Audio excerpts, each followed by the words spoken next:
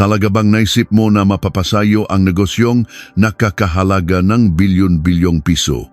Inagaw ng dati kong asawa ang lahat sa akin at pinalayas akong walang dala. At ang mas malala pa, buong kapalaluan niya, akong inanyayahan bilang natatanging panauhin sa kanyang pagdiriwang bilang bagong pinuno ng aming kumpanya.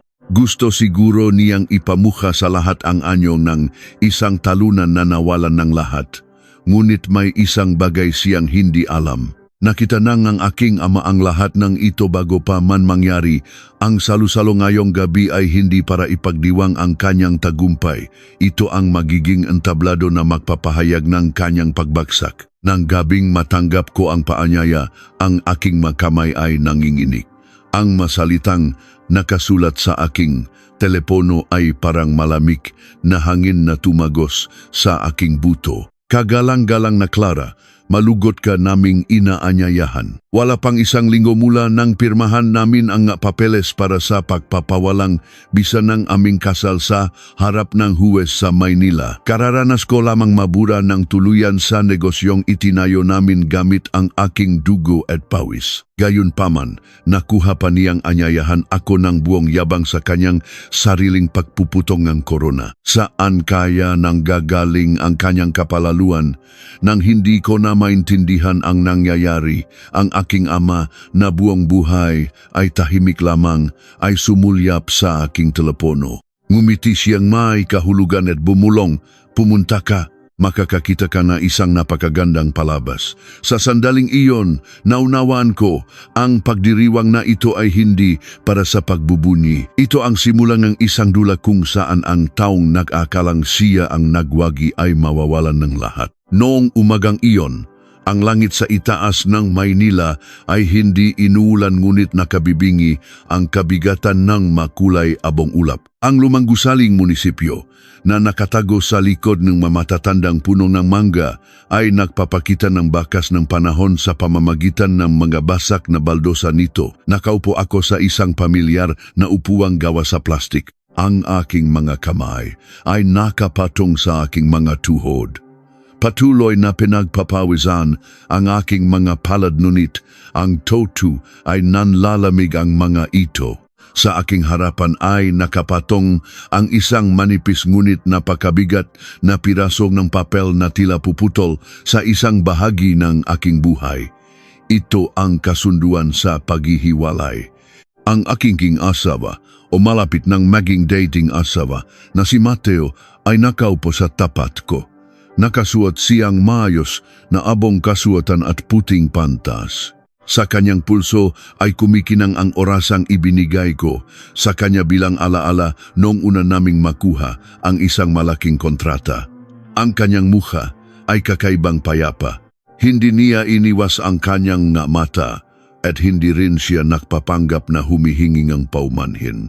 Para sa kanya, ang umagang ito ay hindi ang pagwawakas ng aming halos 10 taong pagsasama bilang mag-asawa, kundi isang simpleng hakbang lamang sa negosyo. "Nabasa mo na ba ng maigi?" tanong niya.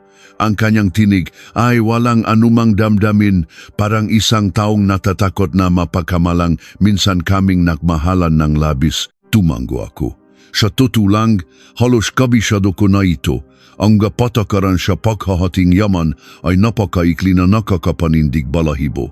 Aalis akong walang dala, walang bahagi sa negosyo, walang karapatang makialam, walang pananagutan, at walang karapatan. Ang pagkasira ng aming kasal ay inayos ng napakalinis na parang pagtatapos lamang ng isang simpleng trabaho. Inilapit ng kawani ng munisipyo ang mga papeles sa akin. Ang itim na panulat ay gumulong sa ibabaw ng lumang kahoy na mesa at gumawa ng isang tuyong tunok. Napakahina nito, ngunit sa aking isipan, umalingaw-ngaw, ito parang isang mabigat na pintuang bakal na malakas na isinara. Kinuha ko ang panulat. Nang dumampi ang dulo nito sa papel, bahagyang nanginig ang aking kamay. Hindi dahil sa takot. Ito ay dahil naalala ko ang maaraw na una naming sinimulan ang negosyo. Isang maliit at masikip na inupahang kwarto sa Quezon City, isang masang ginawa mula sa 2 patong kahon. Habang isinusulat ko ang mga plano para sa aming negosyo, siya naman ay abala sa pagtawag upang maganap ng mga parokyano. Nang makuha ng aming kumpanya ang unang kontrata, umiyak ako sa labis na tuwa. Niyakap niya ako sa loob ng mainit na kwartong iyon at sinabi na balang araw, ang lahat ng aming may pupundar ay para sa aming dalawa. Ngunit ngayon, ang lahat ng iyon ay nauwi sa kawalan. Pumirma ako ng walang pag-alinlangan, kahit ako ay nagulat sa aking sariling katahimikan. Pagkatapos kong pumirma, itinatak ng kawani ang selyo ng may malakas na tunog. Ang tunog na iyon ay parang pukpok ng martilyo sa kabaong, isang bahagi ng aking buhay, malamig at tuyo na umalingaw-ngaw sa paligid. Naunang tumayo si Mateo. Inayos niya ang kuwelyo ng kanyang damit at maikling nagsalita. Tapos na ang lahat. Kunin mo na lang ang manggagamit mo kahit anong oras mo gusto. Walang salitang humihingi ng tawad. Walang bakas ng panghihinayang. Sumunod ako sa kanya at lumabas sa mahaba at makipot na pasilyo. Ang malabong ilaw ay tumatama sa madilim na baldosa. Sa dulong ng pasilyo, nakita ko ang aking dating biyenang babae. May bitbit siyang mamahaling bag at tiningnan ako mula ulo hanggang paa ng may matinding pagamak. Ang kanyang paningin ay tumigil ng panandalian sa lumakong bag. Hindi niya ako kinausap. Sa halip, ibinaba niya ang kanyang tinig at sinabi sa babaeng kasama niya, sapat lamang para marinig ko. Dapat noon pa sila nahiwalay. Anong silbingang isang babaeng hindi man lang makaanak na nakikialam pa sa negosyo, pasanin lamang siya. Hindi ako huminto o lumingon. Kung tumingin ako sa kanya ng pagkakataong iyon, marahil ay napatawa ako, isang mapait na tawa dahil huli na nang mapagtanto ko ang katotohanan. Sa bahay na iyon, hindi kailanman ako naging bahagi ng kanilang pamilya. Isa lamang akong kasangkapan na kailangan nila pansamantala. Paglabas kong munisipyo, bumungad ang nakakasilaw na sikat ng araw. Abala ang mga tao sa paglalakad at maingay na bumusina ang mga sasakyan at mga jeep. Ang lahat ay patuloy sa pag-ikot na parang walang nakbago. Tanging ang aking mundo lamang ang tahimik na gumuho ng walang nakakaalam. Huminto ako sandali, huminga ng malalim, at tumawag ng sasakyan patungo sa lugar na minsan naming tinawag na tahanan. Nabuksan pa rin ng aking susi ang pinto at nandun pa rin ang pamilyar na amoy ng bahay, ngunit wala na ang pakiramdam ng init at kalinga. Siya sapatos. Maayos na nakasalan siya ng mga sapatos ni Mateo tulad ng gati. Parang hindi kailanman naktaksil ang may-ari nito. Kinalatkat ko ang aking maleta sa gitnang sala at nagsimulang mag-ayos ng magamit. Bawat pagbukas ko ng drawer, nag-umapaw ang mga alala. Ang damit na isinuot ko noong anibersaryo ng aming kumpanya, ang natambak ng dokumento na buong gabi kong inayos, ang natalaan na puno ng aming plano para sa hinaharap na pinaniwalaan naming dalawa. Pagkatapos, napigil ang aking hininga. Ang pinakailalim na drawer kung saan ko itinatago ang mga pinakamahalagang dokumento ay walang laman. Hinaluhog ko ang buong kwarto.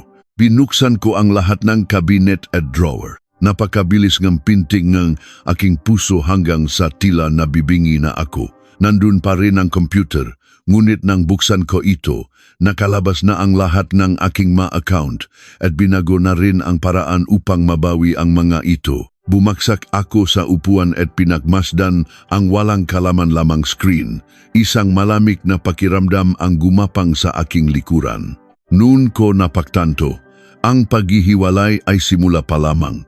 Ang naghihintay sa akin ay hindi kalayaan, kundi isang laro na matagal na nilang inihanda. Bago ko pa man mapagtan, sana ako ay isang talunan. Itinaboy na nila ako palabas ng laro. At sa sandaling iyon, nalaman ko na ang aking kwento ay hindi magtatapos sa isang piraso ng papel. Nagsisimula pa lamang ang lahat. Nakaupo ako sa sala ng bahay ng aking mga magulang ng halos 1 oras nang hindi umimik. Sa ibabaw ng mesa, lumamig na ang saa. Hindi ko na namalayan kung kailan nawala ang init nito. Sa labas, nakakasilaw ang sikat ng araw, ngunit ang aking puso ay parang natatakpan ng makapal na kurtina. Hindi ako minadali o tinanong ng aking ama. Alam niya. Alam niya na ang bawat pagbagsak ay nangangailangan ng tahimik na oras upang muling buuin ang manadurog na piraso ng sarili. Ako ang bumasag sa katahimikan. Tatay, kinuha nilang lahat ang mga dokumento, pinalitan ang mga account, at hinarangan ang lahat ng paraan upang makapasok ako. Wala na po yatang natira sa akin. Uminom ang aking ama ng kaunting saa at tahimik na ibinaba ang tasa. Ngunit ang tunog ng paglapat ng tasa sa mesa ay napakalinaw. Hindi, sabi ng aking ama, nawalan ka ng karapatang makialam, ngunit hindi ibig sabihin na nawala na ang kumpanya sa iyo. Tumingala ako sa kanya. Bumilis ang pintig ng aking puso. Ngunit sa mga papeles, napakalinis ng ginawa nila. Tiningnan ako ng aking ama ng diretso sa mga mata at sa isang mabagal ngunit matatag na tinig, sinabi niya, ang napapeles ay may halaga lamang kung ang nga ito ay ayon sa batas. Kung ang mga ito ay ginawa gamit ang panlilinlang, ang mga iyon ay bahagi lamang ng isang dula na balang araw ay matatapos din. Tumayo ang aking ama at kinuha ang isang lumang laptop mula sa kabinet. Ang magilid nito ay gasgas na at ang maletra sa keyboard ay malabo na, ngunit napakayos pa rin nitong gumana. Halika rito at tingnan mo, sabi niya. Hinila ko ang upuan at lumapit. Pumasok ang aking ama sa isang folder na pinoprotektahan ng isang napakahabang password. Nang lumabas ang nasa screen, napigil ang aking hininga. Sa loob nito ay napakaraming naskan na dokumento. Ang maunang kontrata ng pamumuhunan, ang matalaan ng unang pagpupulong na namumuhunan, ang mamensahe ko sa makasosyo tungkol sa aming maplano, at ang pinakamahalaga, mayroong isang orihinal na kasunduan sa paghahating yaman na may pirma ko na ginawa bago pa man nila baguhin ang ngatalaan. Nanginginig ang aking tinik nang magtanong ako, paano niyo po nakuha ito? Mapait na ngumiti ang aking ama. Simula pa noong magtago siyang ng mga sikreto tungkol sa pera, hindi na ako naktiwala sa kanya. Hindi ko ito ginawa para manakit ng kapwa, kundi para protektahan kaya tahimik akong nagtago ng gakopya. Napayuko ako.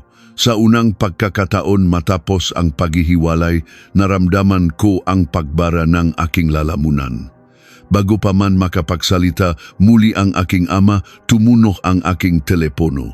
Isang mensahe mula sa pinakakatiwalang tauhan ni Mateo. Ang pagbabago sa hatian ng yaman ay pinakasunduan ng lahat ng namumuno. Nahirapan din ang ating pangunahing tagapamahala. Sana ay huwag ninyong masamain at manatiling tahimik upang matapos ang lahat ng mayos. Napatawa ako ng mapait. Mayos, napakagaan na salita. Para kanino ang pagiging maayos? Para sa taong pinalayas o para sa taong nagnakaw ng lahat at gusto pang manahimik ang biktima? Tiningnan ng aking ama ang mensahe at yumiling. Nagsisimula na, kung may nagpapayo sa iyo na manahimik, ibig sabihin ay takot na takot silang magsalita ka. Huminga ako ng malalim. Nang araw na iyon, sa unang pagkakataon, ang takot sa aking puso ay napalitan ng ibang damdamin. Malamig na determinasyon ng hapong iyon. Sinubukan kong pumasok muli sa sistema ng kumpanya gamit ang lumang account. Lumabas ang mensaheng nakaroon ng mali. Ang pahina na nagpapakilala sa kumpanya ay binago na. Sa ilalim ng larawan ni Mateo na nasa gitna, nakasulat sa makapal na letra ang salitang pangunahing tagapamahala at tagapagtatag. Ang aking pangalan, ang aking katungkulan at ang anumang bakas ng aking pagiral ay tuluyan ng binura. Tiningnan ko ang listahan ng namumuhunan, wala ang pangalan ko, pinatay ko ang screen. Sa sandaling iyon, napagtanto ko ang isang napakasakit ngunit malinaw na katotohanan.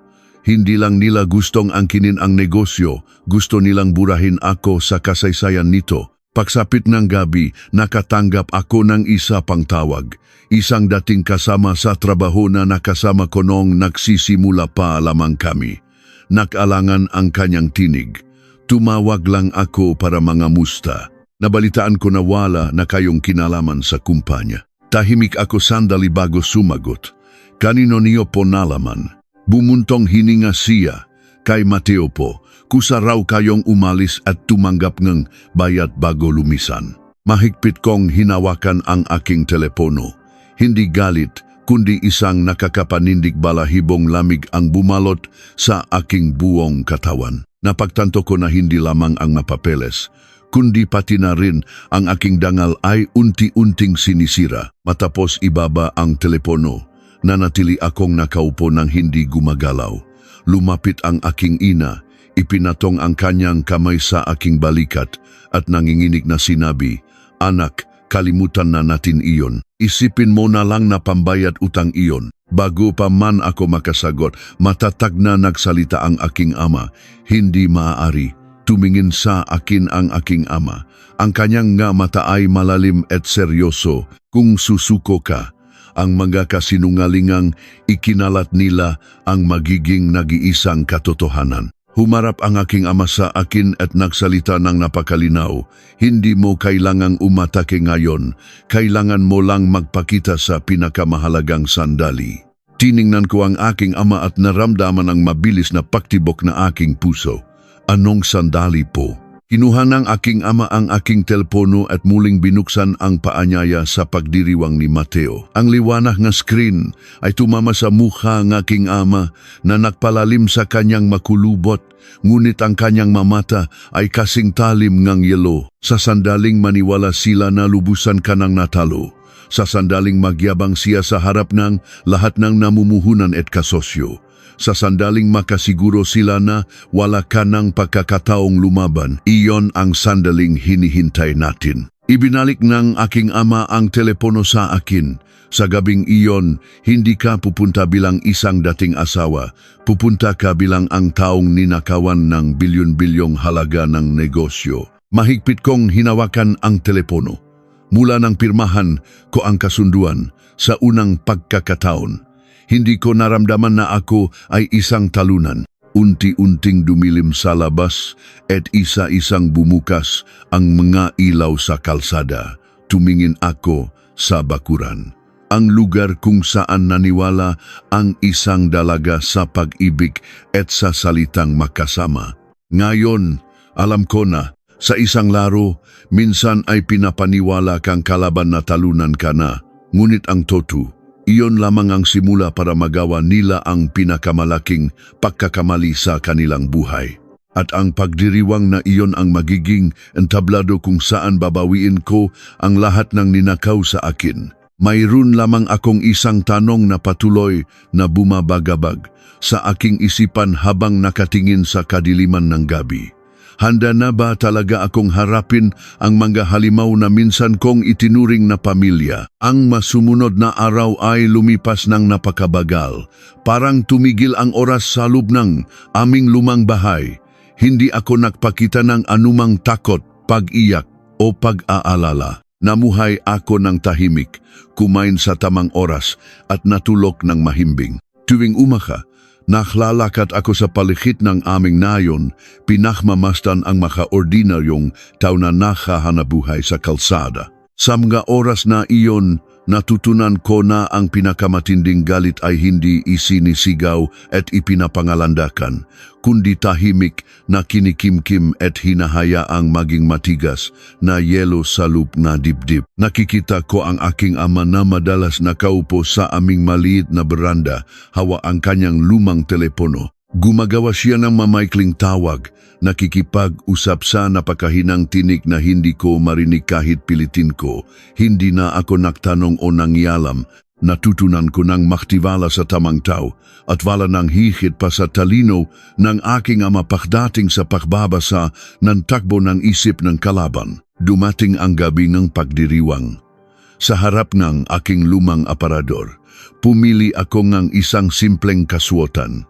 Isang itim na bestida na walang anumang kumikinang na palamuti na nababagay sa isang taong nagluluksa sa namatay na tiwala. Hindi ako pupunta roon upang magpasikat o makipakumpitensya sa mga matapobreng kababayhan na balot ng ginto at diamante. Pupunta ako roon upang tumayo ng tuwid at saksihan ang pagbubunyag ng katotohanan. Tinitigan ko ang aking sarili sa salamin. Ang babaeng nakikita ko ngayon ay hindi na ang maamong asawang laging nakayuko at sumusunod. Siya ay isang taong handang bawiin ang lahat ng ninakaw sa kanya. Habang lulan kami ng sasakyan patungo sa isang tanyak at marangyang bulwagan sa Makati, pinagmasdan ko ang naglalakihang gusali at ang mamakukulay na ilaw ng siyudad na sumasayaw sa salamin ng bintana. Naalala ko ang magabing naglakad kami ni Mateo sa mga kalsadang ito nung nagsisimula pa lamang kami. Walang laman ang aming bulsa ngunit puno ng matatayo na pangarap ang aming isipan. Nangako siya noon habang mahigpit na hawak ang aking kamay na ang lahat ng aming itatayo ay para sa aming pamilya.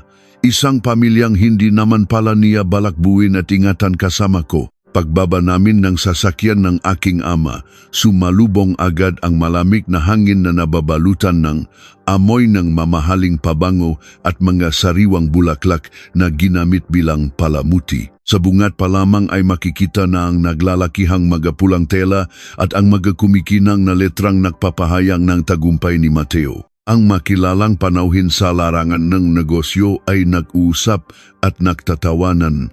Hawak ang kani-kanilang mabaso ng mamahaling alak. Nang makita nila ako, biglang nagbago ang ihip ng hangin.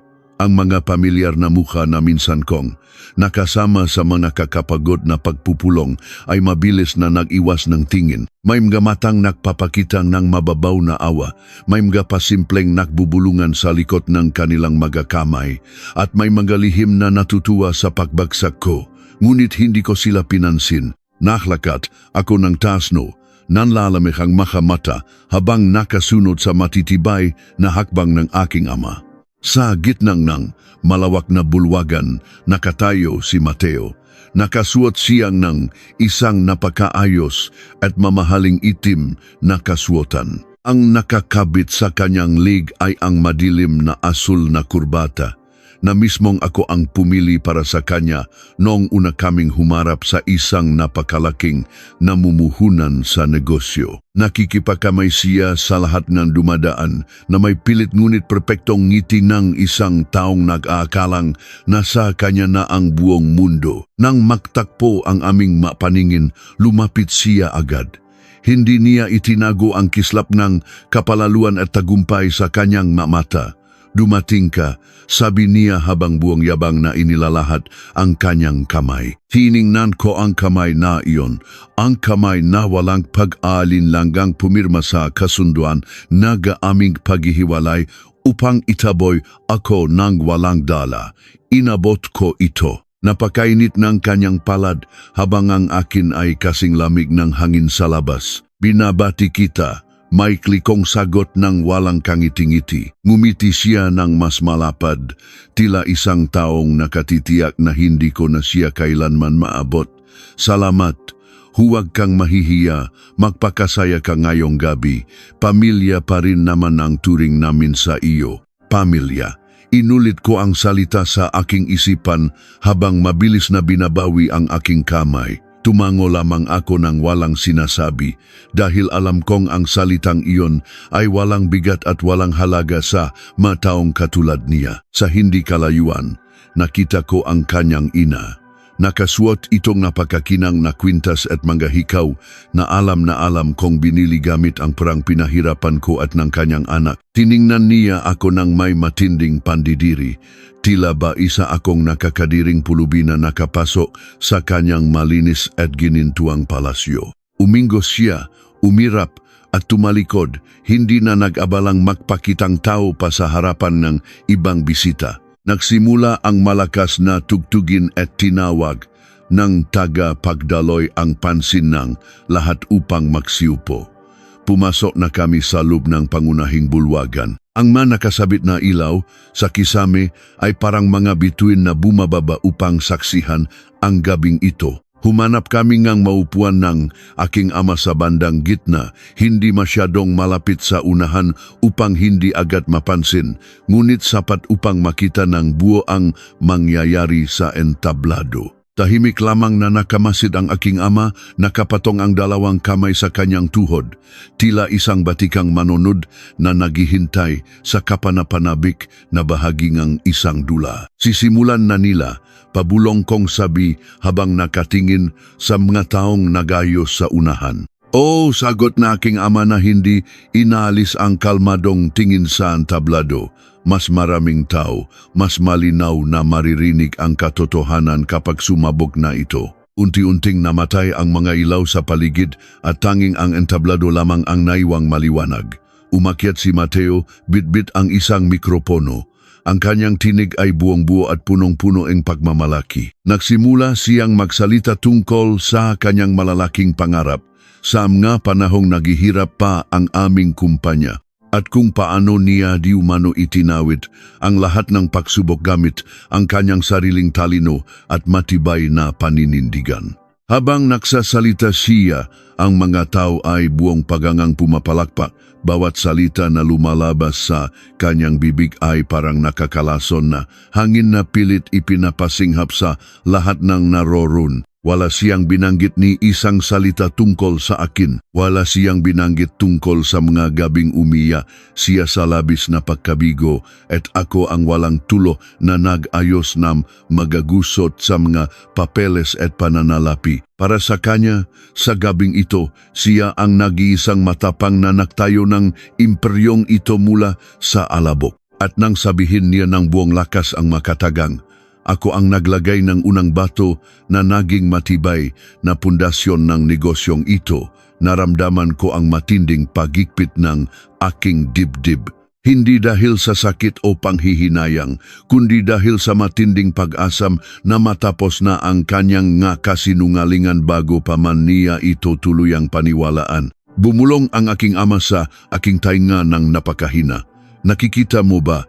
Kapag ang isang tao ay nakamit ang isang malaking tagumpay na hindi naman talaga sa kanya at galing sa nakaw, inulit-ulit niya ang kasinungalingan ng malakas hanggang sa siya mismo ay tuluyan ng malinlang nito. Pagkatapos ng kanyang mapanlinlang na talumpati, tumayo ang lahat upang magbigay ng malakas na palakpakan. Tinawag ng tagapagdaloy ang mga kinatawan ng lupon ng mga namumuhunan upang opisyal na ibigay ang katibayan ng pagiging pangunahing tagapamahala ni Mateo. Isang lalaking may katandaan at kagalang-galang na anyo ang umakyat sa entablado, hawak ang isang makapal at nakaselyong papeles. Ngunit bago pa man makapagsalita ang lalaki upang basahin ang katibayan, dahan-dahang tumayo ang aking ama. Wala siyang ginawang anumang ingay, ngunit ang pagtayo niyang iyon sa gitna ng nakaupo at tahimik na karamihan ay agad na nakatawag ng pansin ng ilang mga nasa paligid. Hinawakan ko ang braso ng aking ama upang pigilan siya ng bahagya, ngunit umiling lamang siya ng marahan. Hayaan mo akong tumayo, bulong niya ng may diin. Ikaw ay manatiling nakaupo. Lumakad ang aking ama patungo sa makipot na pasilyo sa gitna ng gahilera ng upuan. Ang kanyang gahakbang ay banayad ngunit may nakakatakot na katiyakan ng isang hukom na magbababa ng hatol. Nagsimulang makbulungan ang makataw. Napansing ni Gidaga pagdaloy sa entablado ang papalapit na matanda at natigilan ito. Hindi malaman kung magpapatuloy o hihinto. Uminto ang aking ama sa mismong tapat entablado, nakatinggala ng bahagya. Tiningnan niya ng diretso si Mateo. Ang pekeng ngiti sa mukhang dati kong asawa ay biglang naglaho at napalitan ng pagkalito at bahagyang kaba. Humingi ng mikropono ang aking ama sa pamamagitan ng simpleng paglalahat ng kanyang kamay sa isang kawani na nakatayo malapit sa mga hagdan. Ang buong marangyang bulwagan ay unti-unting binalot ng isang nakakabinging katahimikan, walang nangahas na magsalita o gumalaw. Maging ang pinatutugtok na musika ay mabilis na pinatigil nga mga naga-asikaso ng tunok. Ang hangin kanina ay puno ng peke at masayang pagdiriwang ay biglang naging mabigat at tila nakakasakal. Nanginginig at nagaalangang inabot ng kawani ang mikropono. Kinuha ito ng aking ama ng walang pag-alinlangan. Tiningnan ang lahat ng matataas na tao na nakaupo sa unahan at hinarap muli si Mateo ng walang anumang takot. Kung hindi ninyo mamasamain ang pagkaabala, mayroon lamang akong isang napakaikling katanungan. Malumanay ngunit napakalinaw na sabi ng aking ama. Ang boses niya ay buwang-buwang umalingaw-ngaw sa bawat sulok ng marangyang bulwagan, tumatagos sa katahimikan. Hindi kumibo si Mateo. Nakita ko kung paano niya mahigpit na hinawakan ang kanyang sariling mikropono, tila natatakot na mabitawan ito. Tungkol sa nakakabilib na kwento ng inyong pagsisimula, nakalalahad mo lamang sa harapan ng lahat. Patuloy ng aking ama, tila pinipili ang bawat salita. Ang unang salapi na ginamit upang maitayo ang pundasyon ng kumpanyang ito mula sa wala. Ang mismong unang dugo at pawis na naging puhunan. Sino ang tunay na naglabas at nagbigay nito? Walang sumagot sa buong bulwagan. Bumakas ang matinding takot at gulat sa mga mata ni Mateo bago siya pilit na tumawa ng bahagya upang pagtakpan ang pangangato ng kanyang mga tuhod. Bago pa man makapag-isip ng palusot at makasagot si Mateo, ngumiti ng malamig ang aking ama at nagbitif ng mga salitang tuluyang magwawasak sa inilatag nilang kasinungalingan. Mukhang nakalimutan na agad ng ating bagong tagapamahala. Kung gayon, hayaan ninyong ako ang magpaalala sa kanya at sa inyong lahat. Ang taong nagbigay ng lahat ng iyon ay nakaupo rito, ngayon sa loob ng bulwagang ito. Dahan-dahang lumingon ang aking ama sa aking kinaroroonan. Ang libu-libong nga mata ng mataong kanina ay humahamak at umiwas sa akin ay sabay-sabay na sumunod sa kanyang tingin. Sa sandaling iyon, naramdaman ko ang payanig ng lupa sa ilalim ng aking mga paa habang hinihintay nilang ako ay tumayo. Handa na ba talaga akong wasakin ang magandang buhay at reputasyon ng mataong dating itinuring kong pamilya? Ang bawat pares ng mata sa loob ng malawak at marangyang bulwagan ay sabay-sabay na tumuon sa akin. Sa pagkakataong iyon, ang nakakabinging katahimikan ay tila naging isang mabigat na kumot na nakadagan sa balikat ng lahat. Rinig na rinig ang sarili kong pahinga. Dahan-dahan, itinukot ko ang aking mga kamay sa armasan ng upuan at tumayo. Ang tunog na aking upuan na kumiskis sa makapal na karpet ay napakahina, ngunit sa gitnang tensyon, umalingaw-ngaw ito na parang kulok bago ang isang matinding unos. Hindi ako yumuko. Hindi ko inalis ang aking paningin kay Mateo, na ngayon ay tila napako sa kanyang kinatatayuan sa ibabaw ng entablado. Habang nakatayo ako, naramdaman ko ang lahat ng bigat na dala ko sa loob ng halos 10 taon na unti-unting nawawala. Ang mataon na pinili kong palitin ang aking sarili upang magmukhang malaki ang aking asawa. Ang mag-aaraw na ibinigay ko, ang aking mga ideya at hinayaan siyang angkinin ang mga papuri. Ang lahat ng iyon ay naktapos na. Ang babaeng nakatayo ngayon sa harap ng mga pinakamayayaman at pinakamakapangyarihang tao sa larangan ng negosyo ay hindi na ang maamong asawa na madaling patahimikin. Siya ay isang taong may hawak ng katotohanan. Ako, naksalita ako ng hindi sumisiha, ngunit ang aking tinik ay matatak at buwa. Ang unang salapi na ginamit upang itayo ang kumpanyang ito. Hanggang sa huling sentimo na naging puhunan noong panahong walang-wala pa ito ay nagmula sa aking sariling bulsa. Isang malakas na singhap ang kumawala mula sa mga taong nakaupo sa paligid.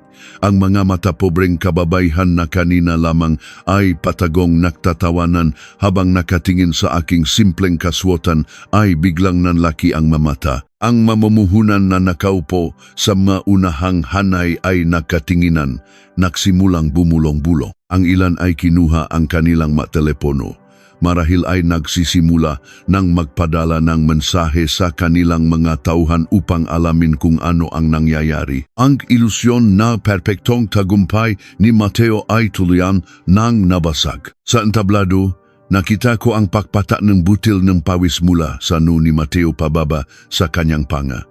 Pilit siyang huminga ng malalim upang pakalmahin ang kanyang sarili. Pinilit niyang ibalik ang kanyang nakakabiyaning ngiti, ngunit tila ito isang maskara na hindi nakasya sa kanyang mukha. Nalilito lamang marahil ang aking dating asawa. Sinubukan ni Mateo na gawing biro ang sitwasyon gamit ang mikropono. Ang boses niya ay nanginginig ng bahagya.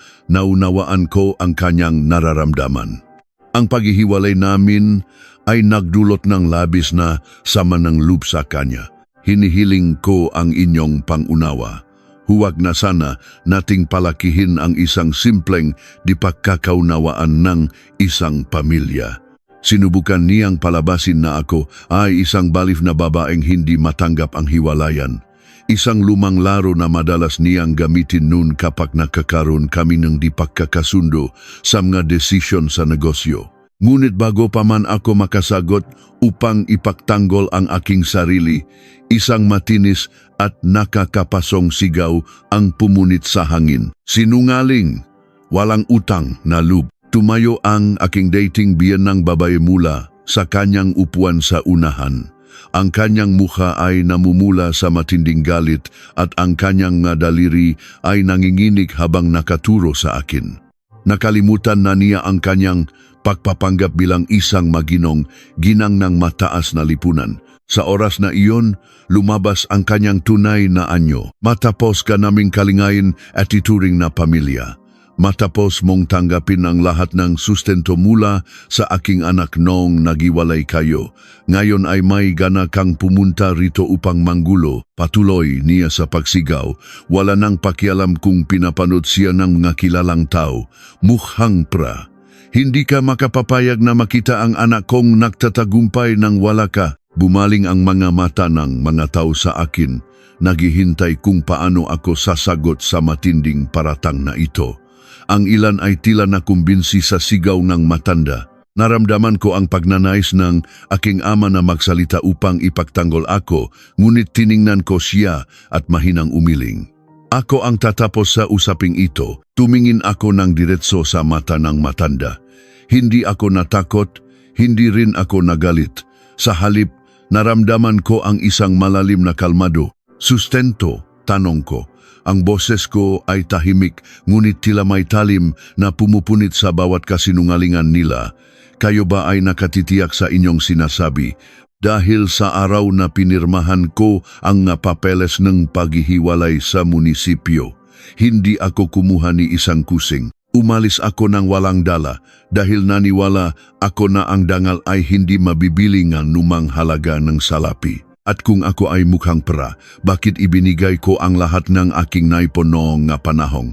Kayo ay halos mabaon sa utang at pinagtataguan ang inyong pinagkakautangan. Natigilan ng matanda. Umirap siya at pilit na naganap ng may sasagot, ngunit walang lumabas sa kanyang bibig. Alam nga taong malapit sa kanila ang totu. Bago yumaman si Mateo, ang kanyang pamilya ay lubok sa utang dahil sa palpak na negosyo ng kanyang yumaong ama. Ako ang nagbayad ng maiyon gamit ang aking sariling naipon upang hindi sila mapalayas sa kanilang lumang bahay. Nagsimulang umingay ang buong bulwagan. Ang miyembrong lupon ng namumuhunan ay hindi na mapakali. Isang lalaking nakasalamin na kilala bilang pinunong lupon ang tumayo at nagsalita ng may autoridad. Sandali lamang. Ang maparatang na ito ay napakabigat. Aniya, nakatingin muna kay Mateo at pagkatapos ay sa akin. Bebe, Clara, kung totoo ang sinasabi ninyo na kayo ang nagbigay ng unang puhunan, nasaan ang inyong katibayan? Hindi namin maaring balewalain ang nakasulat sa opisyal na kasulatan ng kumpanya batay lamang sa inyong masalita. Bago pa ako makasagot, narinig ko ang mahinang pagtawa ng aking ama sa tabi ko, isang tawa na punong kumpiyansa. Katibayan, tugon ngang aking ama, Sa tingin ba ninyo ay pupunta kami rito upang gumawa ng isang palabas ng walang dalang sandata? Mayroon kaming nga orihinal na kasulatan. Mga resibo nga paglipat ng salapi mula sa bangko, mga unang kontrata na may lagda mo, Mateo, na nagpapatunay na ang pera ay galing sa aking anak. Mas lalong namutla si Mateo. Nakita ko ang pagkasira ng kanyang pangarap. Napagtanto niyang hindi ito isang simpleng gulo na madali niyang may tatago sa ilalim ng basahan. Kumilos siya ng mabilis dahil sa gulat. Maguwardiya, sigaw ni Mateo sa mikropono. Ang kanyang boses ay nagpapakitang ng labis na pagkabigla at takot. Ilabas ninyo ang mga manggugulong ito, sila ay naninira lamang ng pagdiriwang. Huwag ninyong hayaang sirain nila ang gabing ito. Dalawang malalaking lalaki na nakasuot ng uniporme nga gwardiya ang nagsimulang maglakad patungo sa aming kinaroroonan. Nakita ko ang pagkabahala sa mukha ng ilang mga panauhin. Akmangan na sana akong isang gwardiya sa braso nang biglang may isang malakas at makapangyarihang tinig ang nagpatigil sa lahat. Huwag kayong lalapit sa kanila. Wala ni isa mang lalabas sa bulwagang ito. Ang tinig ay nanggaling sa gawing kanan malapit sa unahan. Isang matandang lalaki na may tungkot ang dahan-dahang tumayo. Siya ay si Ginong Pascual, ang pinakamatanda at pinakaginagalangang namumuhunan sa buong industriya. Siya ang taong nagbigay ng pangalawa at pinakamalaking pondo na nagligtas sa aming negosyo nung bingit na ito ng pagkalugi ilang taon na ang nakalilipas. Ang lahat ay yumuyuko sa kanyang presensya. Ginong Pascual. Nautal na sambit ni Mateo, tila nakakitang multo. Pepatawad po sa kaguluhan. Aayusin po natin ito. Hinarap ni Ginong Pascual si Mateo nang may matinding lamig sa kanyang mamata. Tumahimik ka, bata. Narito ako upang makinig sa katotohanan, hindi sa iyong mga palusot. Bumaling si Ginong Pascual sa akin. Ang kanyang matatalim na mata ay tila nakbabasa sa kaibuturan ng aking pagkatao. Pagkatapos ay unti-unti siyang ngumiti. Natatandaan kita, Hija, sabi ng matanda, ikaw ang babaeng nagpunta sa aking tanggapan noong umulan ng malakas. Ikaw ang nagpaliwanag sa akin ng buong balangkas na negosyo ng buong husay, habang ang lalaking iyan sa entablado ay nakaupo lamang at naghihintay na bigyan ko kayo ng pondo. Ang talino at ang puso sa negosyong ito ay sa iyo. Hindi ako naglabas ng salapi noon dahil sa kanya. Naglabas akong salapi dahil sa tiwala ko sa iyo. Nakiba ang hangin sa lupngang bulwagan. Ang pahayag ng pinakamakapangyarihang mamumuhunan ay tila isang hatol na hindi na maring mabago pa.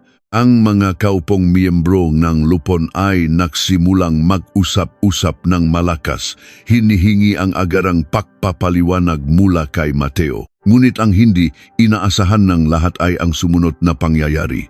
Biglang namatay ang lahat ng ilaw sa bulwagan, may sumigaw sa gulat. Sa gitna ng kadiliman, ang tanging nagbibigay ng liwanag ay ang malaking puting telon sa likuran ni Mateo sa ibabaw ng entablado. Isang larawan ang lumabas sa telon, napakalaki nito at napakalinaw. Ito ay isang katibayan ng paglipat ng salapi mula sa bangko. Sa itaas na bahagi nito, nakasulat ng malinaw at hindi may pagkakaila ang aking pangalan bilang nagpadala at ang halaga na eksaktong tumutugma sa unang puhunan ng kumpanya. Kasunod nito ay nagpalit ang larawan sa telon. Ipinapakita ang isang pahina ng opisyal na dokumento ng kumpanya kung saan malinaw na nakasulat na ako ay nagmamay-ari ng kalahati ng buong negosyo. Sino ang gumawa nito? Patayin ninyo iyan. Sigaw ni Mateo na tila nawawala na sa sarili. Tinatakpan ang telon gamit ang kanyang sariling mga kamay, ngunit ang liwanag ay tumatagos lamang sa kanyang katawan. Ginagawa siyang anino ng sarili niyang kasinungalingan. Patayin ninyo ang makina. Ngunit walang sumunod, walang gwardiyang gumalaw. Ang matekniko sa silid ng nagpapatakbo ng ilaw at tunog ay tila walang narinig. Muling nakpalit ang larawan sa telon. Sa pagkakataong ito, isa itong dokumento ng paglilipat ng pagmamayari. Nakapokus ang larawan sa bahagi ng pirma. Sa ilalim ng aking pangalan ay may nakasulat na lagda. Ngunit sa katabi nitong larawan ay ang tunay kong lagda mula sa aking pagkakakilanlan. Kahit ang pinakaordinaryong tao ay makikitang ang lagda sa dokumentong kumpanya ay isang napakalinaw na huwad, isang pekeng pirma. Sumabok sa ingay ang buong bulwagan. Ang salitang pamemeke ay nagsimulang umikot sa mga labingang bawat taong naroroon. Pamemeke ng lagda sa isang dokumento ng kumpanya ay isang napakabigat na krimen. Natulala si Mateo. Unti-unting nabitiwan, kanyang nanginginig na kamay ang mikropono. Bumaksak ito sa sahig ng tablado at lumikha ng isang nakabibinging tunok na umaling-aungaw sa buong lugar. Ang lahat ng kanyang kapangyarihan at kayabangan ay gumuho sa harap ng lahat ng tao. Habang nakatingin ang lahat sa telon, isang matangkad na figura ang lumabas mula sa anino malapit sa silid ng mga nakpapatakbo ng ilaw. Naglakad ito patungo sa liwanag, may hawak na isang itim na lalagyan ng mga papeles. Hindi ko siya namukhaan noong una, ngunit nang lumingon siya sa akin at tipit na ngumiti, napigil ang aking hininga. Paano siya napunta rito? At bakit niya tinutulungan ang isang taong tulad ko? Ang matangkat na lalaking iyon ay naglakad ng may mabigat at tiyak na hakbang mula sa madilim na sulok ng bulwagan. Bawat paglapat ng kanyang sapatos sa makapal na karpet ay tila nagdadala ng isang nakakabinging kaba sa dibdib ng bawat taong nakamasid. Nakilala ko siya, hindi siya isang ordinaryong panauhin o isang hamak na manggagawa. Siya si Abogado Salazar, ang pinakakilala at pinakaginagalangang tagapagtanggol ng batas pagdating sa mga kasunduan sa negosyo sa buong Maynila. Siya ang taong pinakatiwalaan ng kumpanya upang suriin ang mga mahahalagang kasulatan noong nagsisimula pa lamang kami. Paano siya napunta rito? Tiningnan ko ang aking ama na nakaupo sa aking tabi. Ang lumang mukhang aking ama ay payapa, walang bakas ng pagkagulat sa halip. Isang napakanipis na ngiti ang sumilay sa kanyang malabi. Noon ko lubusang naunawaan na ang aking ama ay hindi lamang naghihintay na mangyari ang mga bagay-bagay. Siya mismo ang nagayos ng mga piraso ng larong ito upang matiyak na walang lusot ang kalaban. Tumigil si Abogado Salazar sa gitnang bulwagan, eksakto sa lugar kung saan malinaw siyang natatamaan ng liwanag na nagmumula sa malaking puting telon. Ang lahat ng mata ay nakatutok sa kanya, lalo na ang mananlalaking mata ni Mateo na tila nakakita ng isang nilalang mula sa hukay. Magandang gabi sa inyong lahat, panimula ni Abogado Salazar. Ang kanyang tinig ay malamig, buo at walang halong pag-alinlangan. Ako ay pumunta rito hindi upang makisaya sa pagdiriwang na ito. Pumunta ako rito upang linisin ang aking pangalan at ang dangal ng aking propesyon. Binuksan niya ang itim na lalagyan ng papeles na kanyang bitbit. Mula rito, kinuha niya ang isang makapal na bungkos ng madokumento na may nakatatak na opisyal na selyo. Itinaas niya ito upang makita ng lahat ng miyembro ng lupon ng mga namumuhunan.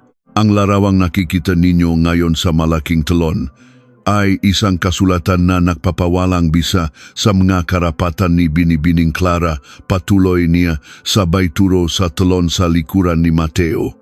Ang kasulatang iyan ay may tatak ng aking opisina at may lagda na sinasabing sa akin.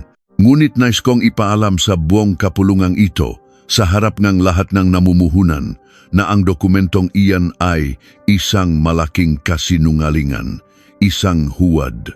Hindi ko kailanman nakita ang papel na iyan, hindi ko iyan pinirmahan, at lalong hindi ko pinahintulutan ang pagtanggal ng karapatan ng tunay na nagmamay-ari ng kalahati ng kumpanyang ito. Napasigaw sa gulat ang ilang mga kababaihan sa unahan.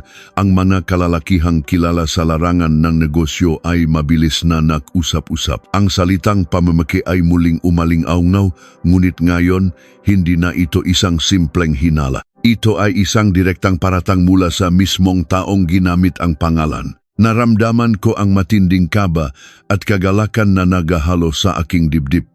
Ang katotohanan ay tuluyan. Nang sumabok at walang sinuman ang makakapigil dito, tumingin ako kay Mateo. Ang lalaking minsang nangako sa akin ng buong mundo ay nakatayo ngayon sa entablado na parang isang basang sisi na inulila ng bagyo. Ang kanyang mamahaling kaswatan at maayos na buhok ay hindi na makapagtatago sa katotohanang siya ay isang magnanakaw. Hindi totoo iyan, nanginginih na sigaw ni Mateo.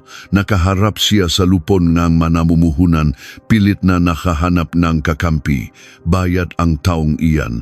Bayad siyang dati kong asawa upang manira, wala siyang ebidensya.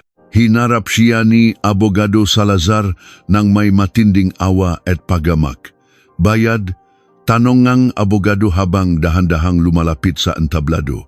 Ganun ba ang tingin mo sa batas, Mateo, na ang lahat ay nabibiling ng salapi? Marahil iyan ang dahilan kung bakit naisip mong maari mong pagkain ang mga pirma at nakawin ang pinahirapan ng iba. Ngunit nakakamali ka. Mayroon akong hawak na orihinal na sipingang tunay na kasunduan. Ang kasunduang nilagdaan naming 3 ni Clara maraming taon na ang nakalilipas at iyon ang nag-iisang dokumento na kinikilala ng batas. Lumapit si Ginong Pascual, ang pinakamatandang namumuhunan at kinuha ang mga papeles mula sa kamay ni Abogado Salazar. Kinuha niya ang kanyang salamin mula sa bulsa ng kanyang kaswatan at maingat na binasa ang bawat pahina. Ang buong bulwagan ay nanahimik. Hinihintay ang hatol ng pinakamakapangyarihang tao sa silid na iyon. Ang tanging naririnig ay ang tunog, NG paglipat, NG, MH pahina at ang mabilis at mabigat na pahinga ni Mateo mula sa entablado. Matapos ang ilang sandali, ibinaba ni Ginong Pascual ang mga papeles. Tiningnan niya si Mateo. Ang kanyang mga mata ay parang yelo na tumutusok sa kaluluwa ng aking dating asawa. Tama ang abogado, madilim na wika ni Ginong Pascual. Ang mga selyo rito ay tunay. Ang mga pirma ay tunay. Mateo, nilinlang mo kaming lahat. Ginamit mo ang aming tiwala upang nakawin ang kumpanyang hindi naman talaga sa iyo. Hindi po. Ginong Pascual, pakiusap po. Maniwala kayo sa akin, pagmamakaawa ni Mateo. Tuluyan nang nawala ang lahat ng kayabangan sa kanyang boses. Lumuhod siya ng bahagya, tila handang magmakaawa sa harap ng lahat. Si Clara ang nakplano nito. Sinadya niyang umalis upang isisi sa akin ang lahat. Isang malakas na sampal ang umalingaw-ngaw sa hangin. Napasinghap ang lahat. Hindi nagmula sa akin ang sampal na iyon, kundi mula sa kanyang sariling ina. Ang dating biyenan ko na kanina lamang ay buong tapang na sumisigaw at nang iinsulto sa akin, ay nakatayo ngayon sa tabi ng kanyang anak na mumutla at nanginginig ang buong katawan. Tumahimik ka na, Mateo. Umiyak na sigaw ng kanyang ina. Ang kanyang mamahaling alahas ay kumikiling habang siya ay nanginginig. Nakakahiya ka, sinisira mo ang pangalan ng ating pamilya. Sinabi ko na sa iyo noon na huwag mong gagawin iyon. Ngunit hindi ka nakinig. Ang pag-amin na iyon mula sa mismong bibig ng kanyang ina ang tuluyang bumasag sa kahuli-hulihang pag-asa ni Mateo. Ang kanyang sariling kadugo ang nagbaon sa kanya sa hukay na siya mismo ang nahukay. Bumaksak si Mateo sa sahig na entablado, nakahawak sa kanyang ulo, tila isang batang nawawala at walang matakbuhan. Sa sandaling iyon, wala akong naramdamang galit, wala rin akong naramdamang tagumpay o tuwa. Ang nakita ko lamang ay isang nakakaawang anyo ng isang taong sinira ng sarili niyang kasakiman. Ang lalaking kasama kong kumain ng murang pagkain sa gilid ng kalsada, ang lalaking nangakong alagaan ako hanggang sa pagtanda, ay tuluyan ng naglaho. Pinalitan siya ng isang halimaw na nilamon ng pra at kapangyarihan. At ngayon, ang halimaw na iyon ay sugatan at nakihingalo sa harap ng lahat. Tumayo ang pinunong luponeng nga namumuhunan at kinuha ang mikropono mula sa sahig. Bilang kinatawan ng lupon ng nga namumuhunan, opisyal kong idinedeklara na ang pagtatalaga kay Mateo bilang pangunahing tagapamahala ay walang bisa simula sa gabing ito. Bukod pa rito, magsasagawa kami ng malalimang pagsisiyasat sa lahat ng pondo at kasulatan ng kumpanya. Kung mapapatunayan ang pamemeke, hindi kami mag-aatubiling magsampa ng kaukulang kaso sa hukuman. Nakagulo ang mga tao. Ang mga mamahayak na naroon na kanina pa pinipigilan ng mga gwardiya ay nagsimulang maglabasan ng kanilang mga kagamitan upang kumuha ng mga larawan at isulat ang gumuho na imperyo ni Mateo. Ang gabing inakala niyang magiging tulay niya patungo sa rurok ng tagumpay ay naging daan patungo sa kanyang tuluyang pagkasira. Tinapik ako ngang aking ama sa balikat. Tapos na, anak, nakuha na natin ang hustisya. Tayo na at umuwi. Tumango ako. Naramdaman ko ang labis na pagod sa aking nga buto, ngunit ang aking kaluluwa ay magaan. Naglakad kami nga aking ama patungo sa pintuan palabas ngang bulwagan. Ang makataong kanina ay iniwasan ako ngayon ay nagbibigay daan sa amin ng may matinding paggalang. Wala ni isa mang nangahas na magsalitan ng masama. Ang katotohanan ay naging isang matibay na kalasak na hindi kayang tibagin ng anumang sismis o masamang salita. Ngunit bago pa man kami makalabas ng malaking pintuang gawa sa kahoy, isang nakakakilabot na tawa ang nagpatigil sa lahat. Isang tawang malutong, bali at puno ng kawalan ng pag-asa. Lumingon ako. Nakatayo si Mateo sa entablado. Ang kanyang buhok ay gulo-gulo at ang kanyang mata ay nanlilisik habang nakatingin sa akin. Hawak niya ang isang maliit na susi na kumikinang sa ilalim ng natitirang ilaw. Akala mo ba tapos na, Clara? Sigaw ni Mateo.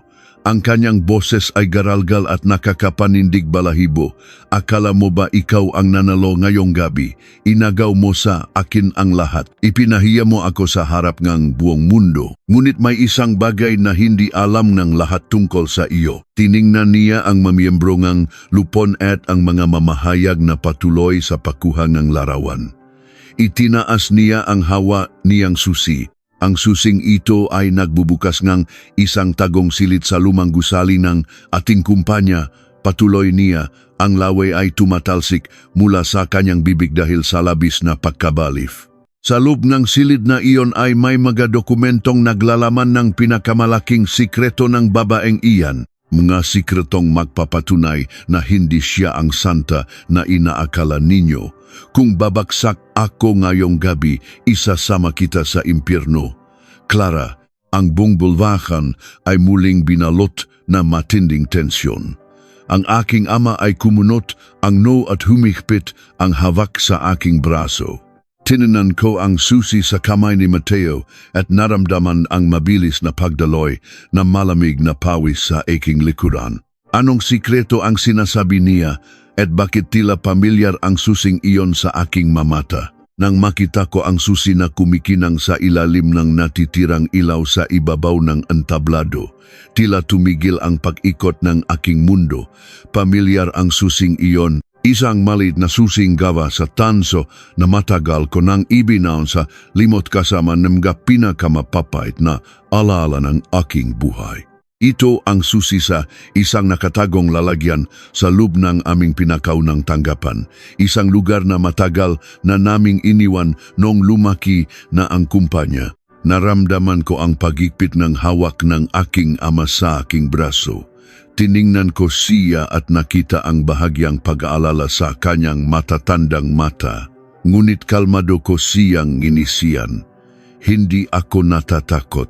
Matagal ko nang pinahandaan ang araw na lilitaw muli ang nakatagong lihim na iyon. Habang nakatayo si Mateo sa entablado, ang kanyang mukha ay halatang balot ng matinding pagkasira ng katinuan. Ang dating magino at kagalang-galang na tagapamahala ay nagmukhang isang desperadong balif na naghahanap ng sinumang may sasama sa kanyang pagbagsak. Mula sa kanyang likuran, Kinuha niya ang isang makapal na kayumanging sobra. Halatang bago pa man magsimula ang pagdiriwang na ito, ay ipinabuksan na niya ang tagong silid at kinuha ang mga laman nito. Nag-aakalang makakahanap siyang sandata laban sa akin. Nagtataka ba kayo kung bakit siya umalis ng walang laban noon nagiwalay kami? Bulyaw ni Mateo. Ang kanyang boses ay pumipiyok sa labis na galit. Inilabas niya ang mga patong-patong na papeles mula sa sobre at iwinasiwas ito sa hangin upang makita ng mamamahayag at mga namumuhunan. Dahil alam niyang may itinatago siyang napakalaking kasalanan. Ninakawan niya ang ating kumpanya. Noong 3 taon ng ating negosyo, naglaho na parang bula ang 50 milyong piso mula sa ating kaban ng yaman at narito ang mga talaan ng bangko na nagpapatunay na inilipat niya ang salapi sa isang hindi kilalang pangalan. Sumabog ang matinding bulungan sa buong bulwagan. Ang 50 milyong piso ay isang napakalaking halaga, lalo na noong mapanahong nagsisimula pa lamang ang kumpanya. Ang pagnanakaw ng ganong halaga ay isang seryosong krimen na maaring magpadala sa sinuman sa kulungan ng habambuhay. Ang magamatang kanina ay nakatingin kay Mateo nang may pagamak ay unti-unting bumaling sa akin nang may pagdududa. Maging si Ginoong Pastual ay kumunot ang naghihintay ng aking paliwanag. Babaeng ahas, sigaw ni Mateo, sabay turo sa akin. Nagpapanggap kang biktima ngayong gabi, pero ikaw ang tunay na magnanakaw. Ibinigay mo ang para sa iyong lihim na mangingibig, hindi ba? Kaya hindi ka makaanak dahil ang totoo ay maitinatago kang ibang pamilya. Natahimik ang lahat. Ang paratang na iyon ay napakabigat at napakasakit. Narinig ko ang pagbuntong hininga ng ilang kababaihan sa unahan. Inaasahan ni Mateo na makikita niya akong umiyak, manginig sa takot o magmakaawa upang itago ang katotohanan. Ngunit nanatili akong nakatayo ng tuwid. Walang luhang pumatak sa aking mga mata. Ang naramdaman ko lamang ay isang napakalalim at nakapanlulumong awa para sa lalaking minsang tinawag kong asawa. Dahan-dahan akong naglakad palapit sa entablado, bawat hakbang ko ay kalmado. Hindi ako sumigaw upang ipagtanggol ang aking sarili. Hinarap ko siya at pagkatapos ay bumaling ako sa babaeng nakaupo sa sahig na patuloy sa pag-iyak, ang aking dating biyenan. Tinanong mo ba ang iyong ina kung para saan ang salaping iyon, Mateo? Mahinang tanong ko, ngunit sapat ang lakas upang marinig ng lahat sa tulong katahimikan ng bulwagan. Natigilan si Mateo. Kumunot ang kanyang hindi maintindihan ang aking sinabi. Lumingon siya sa kanyang ina. Ina, anong ibig niyang sabihin? Nang marinig ng matanda ang aking tanong, napatakip siyang bibig. Ang kanyang mukha ay naging kasing puting ang papel. Parang nawalan siyang dugo sa katawan. Umiling siya ng mabilis at nagsimulang gumapang palapit sa akin, umiyak at nagmamakaawa. Huwag, Clara, parang awa mo na. Huwag mong sabihin sa kanya, utang na loob. Huwag mong sirain ang buhay ng anak ko. Ngunit huli na ang lahat. Tiningnan ko ang buong kapulungan, ang taong naghihintay sa katotohanan. Opo, totoo na may nawalang 50 milyong piso noong 3 taon ng kumpanya. Panimula ko, ang aking tinig ay nanginig ng kaunti dahil sa bigat ng alaala.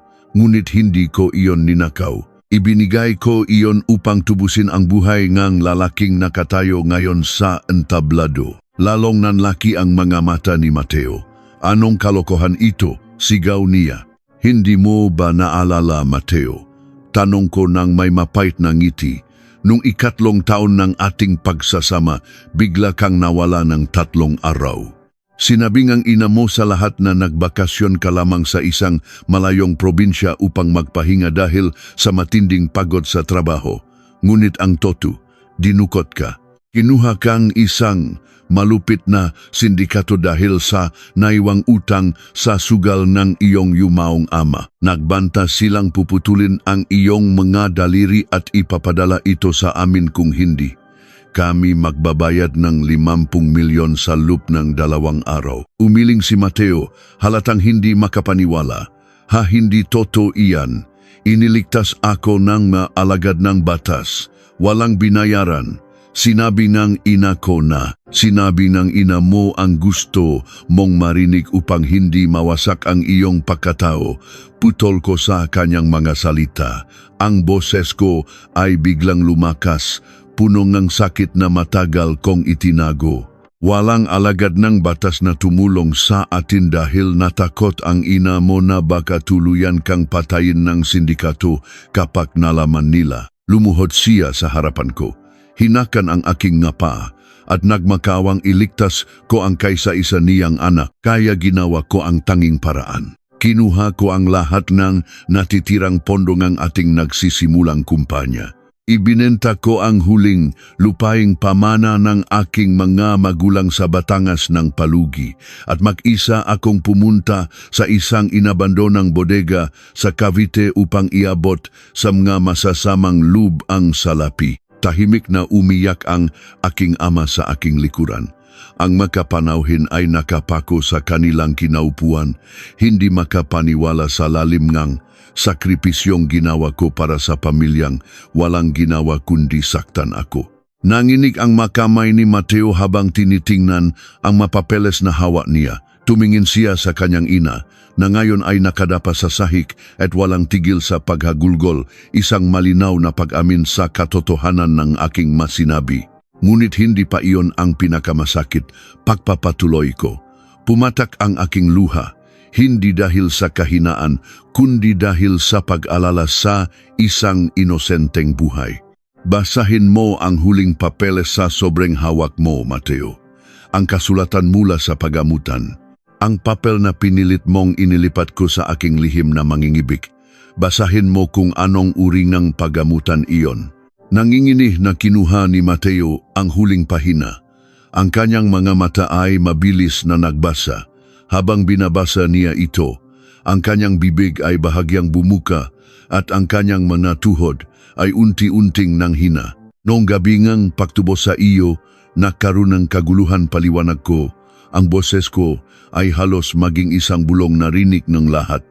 Itinulak ako ng isa sa mga tauhan ng sindikato, bumaksak ako ng malakas sa sementadong sahig. Hindi mo alam, Mateo.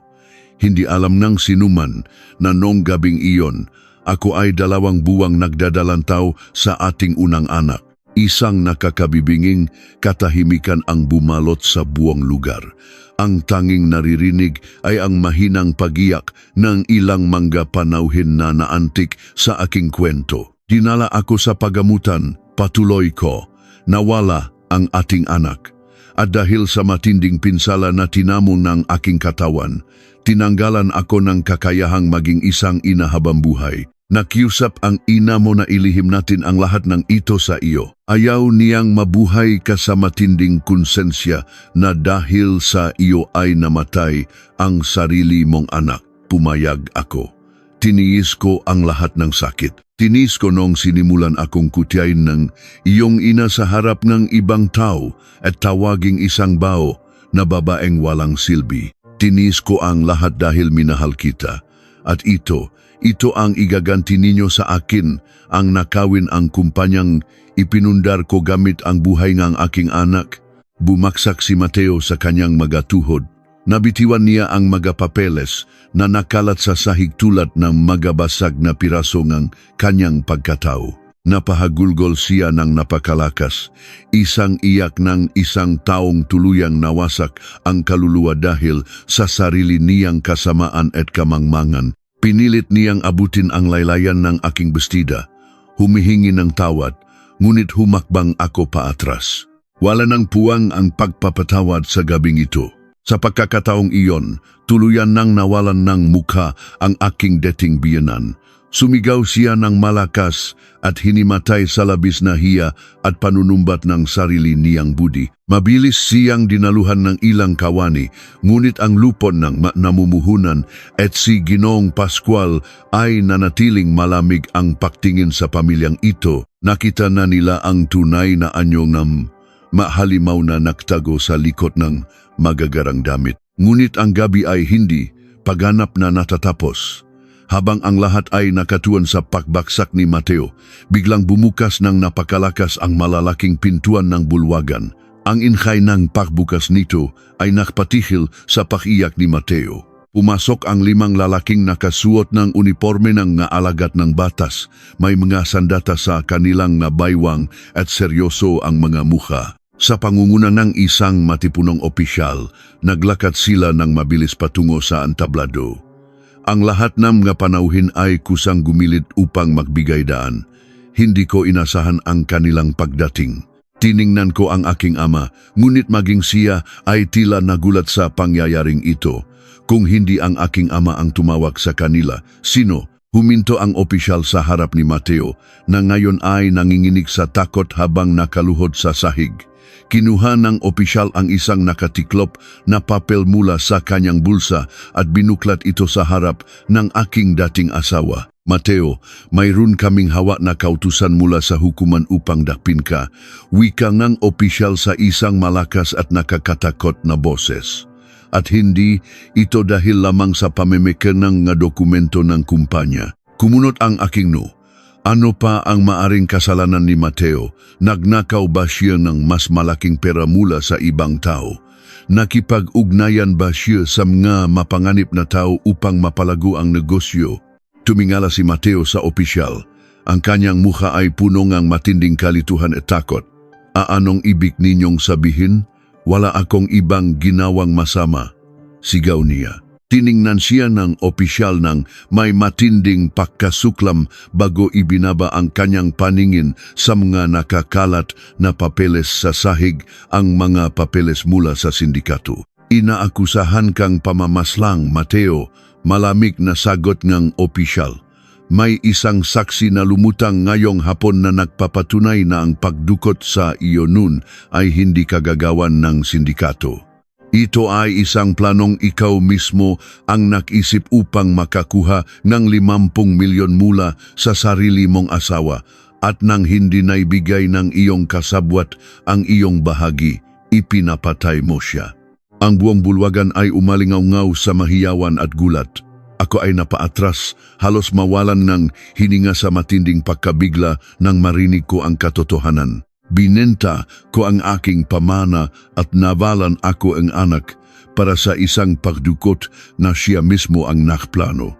Tiningnan ko si Mateo at ang reaksyon sa kanyang mukha habang lumalapit ang naalagat ng batas na may hawak na posas ang siyang sumagot sa katanungang iyon.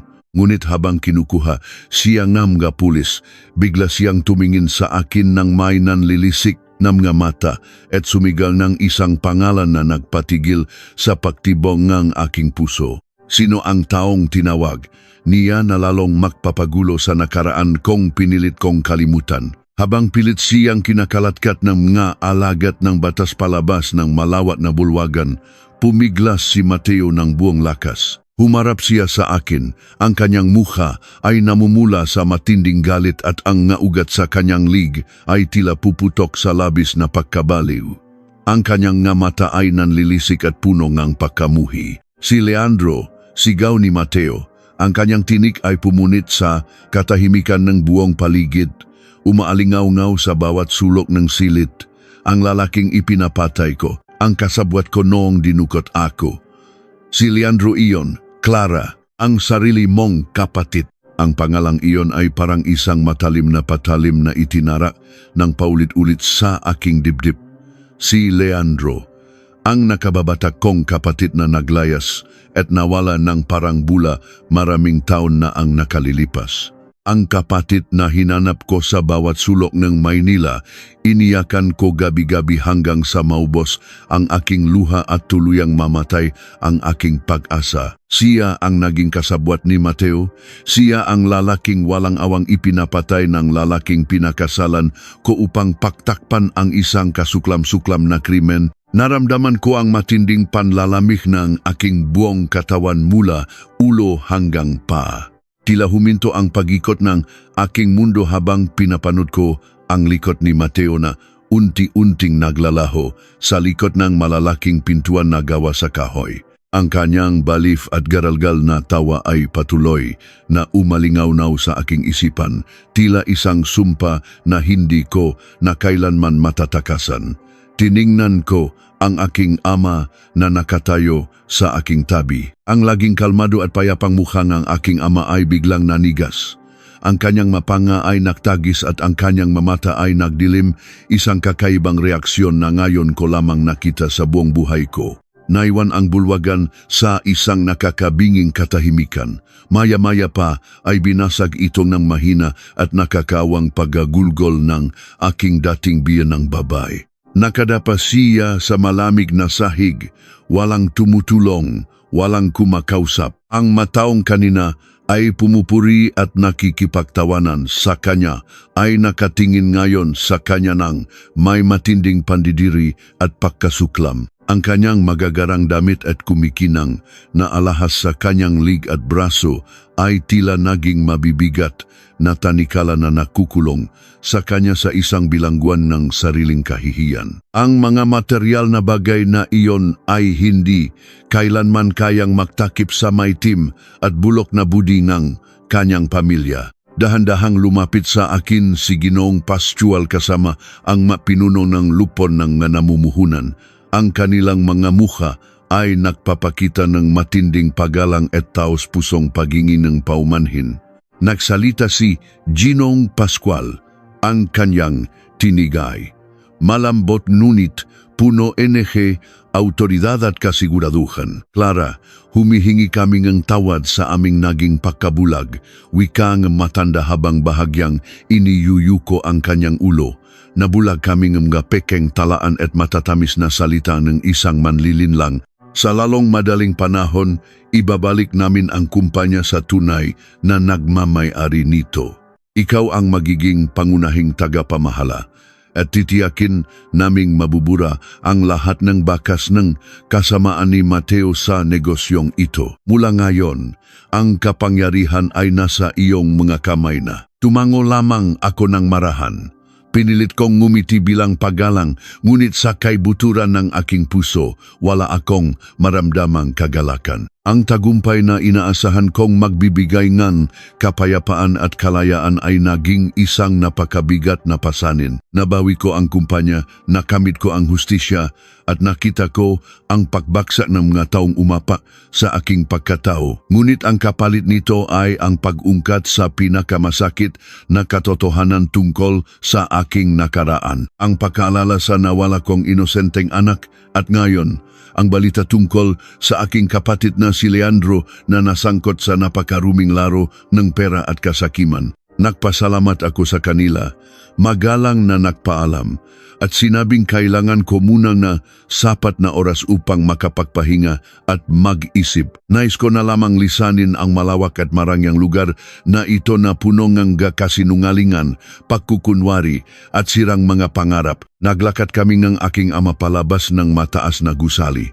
Sinalubong kami ng malamig na simoy ng hangin ng madaling araw na tila yumayakap sa aking pagal na katawan. Ang nga ilaw sa kalsada ng siyudad ay kumikinang na parang mga tahimik na matang nagmamasid sa aming paglisan.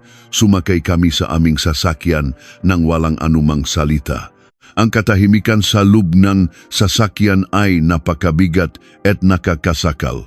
Nakasandal ako sa upuan, tinitiknan ang sarili ko sa salamin ng bintana. Ang babaeng nakatingin sa akin ay mukhang matapang, matatag, at hindi matitinag matapos magwagi sa isang napakalaking laban. Ngunit sa lup-lup niya, alam kong may isang pusong patuloy na nagdurugo dahil sa mga katanungang walang kasagutan. Habang umaandar ang sasakyan sa tahimik na kalsada patungo sa aming lumang tahanan, hindi ko na napigilan ang aking sarili. Binasag ko ang nakakasakal na katahimikan. Hindi ko na kayang kimkimin pa ang bumabagabag sa aking isipan simula pa kanina sa bulwagan. Tatay, panimula ko, ang boses ko ay basag at nanginginig sa halong takot at kalungkutan. Totoo ba ang isinigaw ni Mateo, si Leandro, ang kapatid ko? Siya ba talaga ang naging kasabwat na halimaw na iyon? at pinatay siya ni Mateo. Totubang wala na ang aking kapatid. Matagal na hindi sumagot ang aking ama. Nakatingin lamang siya sa labas ng bintana, tila pinapanut ang nakdadang puno at matataas na gusali na nilalamon ng dilim. Mahigpit ang hawak niya sa kanyang tungkod. Ang kanyang nga buko sa daliri ay namumuti. Naramdaman ko ang matinding kaba na unti-unting gumagapang sa aking dibdib sa bawat segundong lumilipas na hindi siya nagsasalita. Ang kanyang napakalalim na katahimikan ay nagbibigay sa akin ng nakakapanindig balahibong pahiwatik na mayroon pang mas malaking sikreto na itinatago sa akin. Pagkatapos ng ilang mahabang sandali na tila isang buong taon, dahan-dahang lumingon ang aking ama sa akin. Ang kanyang mga mata ay malami, walang emosyon, ngunit may nakatagong lalim at put na hindi ko kailanman maunawaan. Huminga siya ng napakalalim. At ang mga salitang lumabas sa kanyang mga labi ay muling nagpaguho sa mundong inaakala kong tuluyan ko ng nayayos. Hindi ipinapatay ni Mateo ang kapatid mo, Clara, mahinang sagot ng aking ama. Ang kanyang tinig ay tila nakmula sa pinakamalalim at pinakamadilim na bahaging lupa dahil ang lahat ng makatibayang nagdiin sa kanya ngayong gabi. Ang mga malilinaw na resibo mula sa bangko, ang patunay ng pamemeke ng mga lagda at ang mga sikretong talaan ng kumpanya. Lahat ng iyan ay mismong ang kapatid mong si Leandro ang nagbigay sa akin kahapon ng madaling araw. Buhay siya, Clara. At ngayon, kailangan nating mag-ingat ng higit pa kay Sarati dahil hindi mo alam kung bakit niya hinayaang makulong ang kanyang sariling kasabwat. At kung ano ang susunod niyang kukunin mula sa atin upang makapagiganti. Kung buhay si Leandro at siya ang nagbigay ng katibayan upang wasakin si Mateo, ano ang tunay niyang motibo sa pagbabalik? At sino nga ba sa aming pamilya ang tunay na nagmamanipula sa likod ng lahat ng walang awang pagtataksil na ito?